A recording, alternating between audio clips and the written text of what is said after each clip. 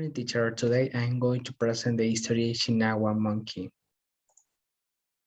It all began when he was traveling around and it was already past 7 p.m. when he arrived at the hot spring front town and got off the train.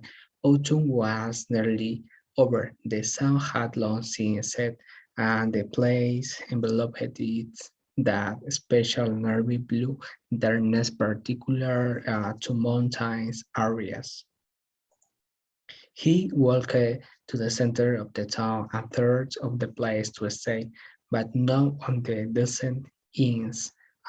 Good day guess after the dinner hour had passed.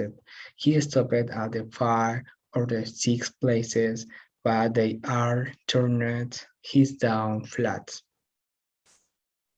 Finally, in a desert area outside, so he car across, and at the cool day, it was a desolate looking, almost a flop house.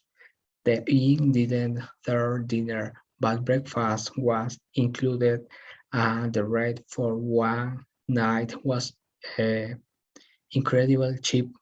He saw a man with a hair and a snoring cat. When he arrived to the room, he was shown cramped, like the stairs area where on keeps futon bidding. After the pace of lashes, he went into a nervy soap noodle shop and had a simple dinner. It was that and nothing, since there were not other restaurants open. After he hurried it back in the inn, changes into a Yucatan rover, and he went downstairs to take a bath. He compared with Sherby and building and facilities. The hot spring bath at the inn was surprisingly wonderful. The streaming water was a thinking green color. He was soaking in the bird for the third time when he monkey slid the glass door open with a clatter and came inside. Excuse me, he said in a low voice.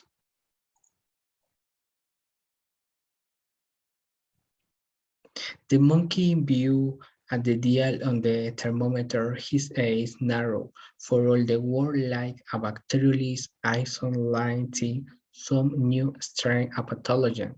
There was a brief pause, and he jumped in. So you can speak human language? I can indeed. The monkey replies briskly. After a few minutes of conversation, the monkey continued firmly scraping his back, and all the while he tried to lose the thrill of rationality. Then the man told the monkey to bring two beer so they could continue talking.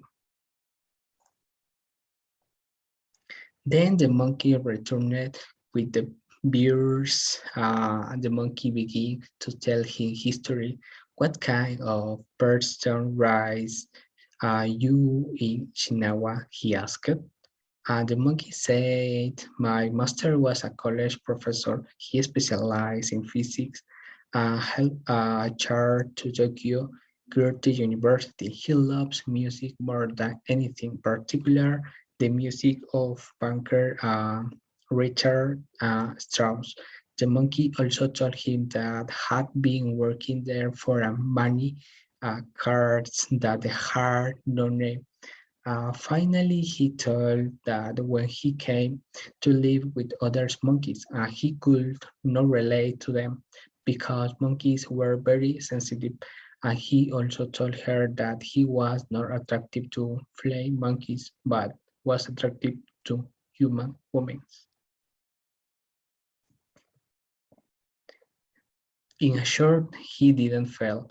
I speak of sexual desire for male monkeys. He had a lot of opportunities to be with them, but never really felt it.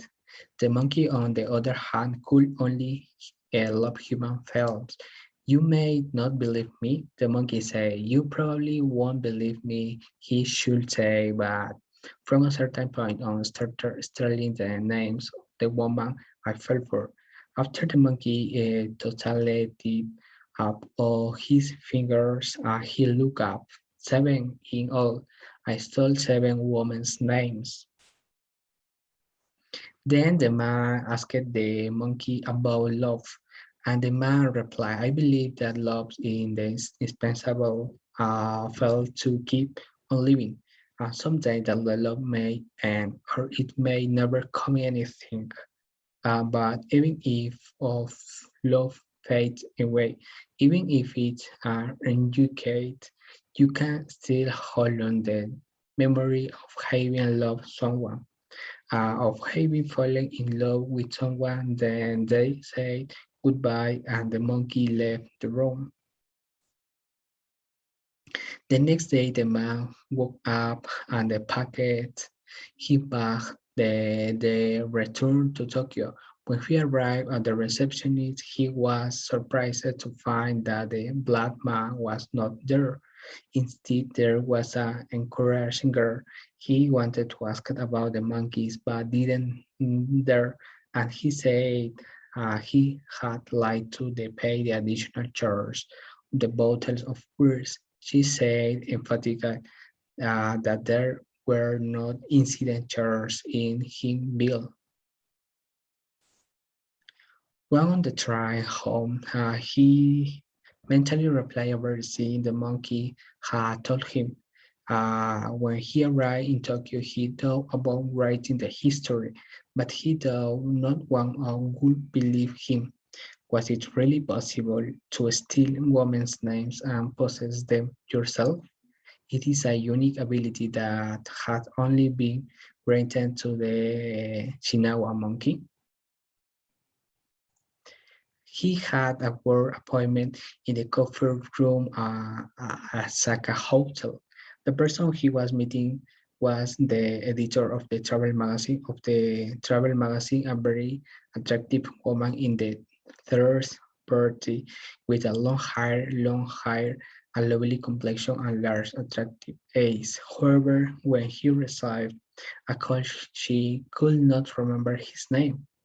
At the moment, he remembered the monkey and asked her if he had lost anything. He told him that her ID card had been stolen, but it was not who had done it. A large, attractive ace. She was a skilled editor and a singer still. The man on his own began to wonder if the monkey had something to do with. Was the Shinagawa monkey back to his old ways, or was it another monkey that used his modus operandi to commit the same crime? Or was it something other than a monkey? What did After a few days, the man called the girl from the appointment, but she didn't not answer. At the moment, he decided to go back and see the monkey again. And when he took the turn, he started to dream about where the monkey could be. When he arrived in the city, he returned to the hotel where he had stayed but the first time and found the same person he had seen the last time at the receptionist desk. He asked her about the monkey. He replied that she no longer worked there, but she gave him the address of where it might be. After leaving the hotel, he went in the direction indicated by the girl. When he arrived and knocked on the door, the monkey come out. They greeted each other for a few minutes, at which point the man asked him about girl. The monkey said that she had seen when he came to the city. He had found her very attractive, and that is why he stole he, her car. However, he became so obsessed that he used his powers to seduce her so he could be with her. After the talk that the monkey invited him into the house, and into a corner he saw the girl. The girl greeted him with a hue I introduced, and the monkey has her boyfriend.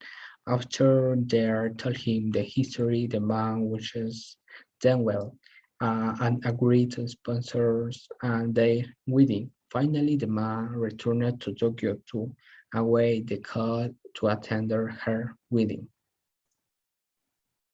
Finally, the monkey and the girl got married and lived happily as long as the monkey existed.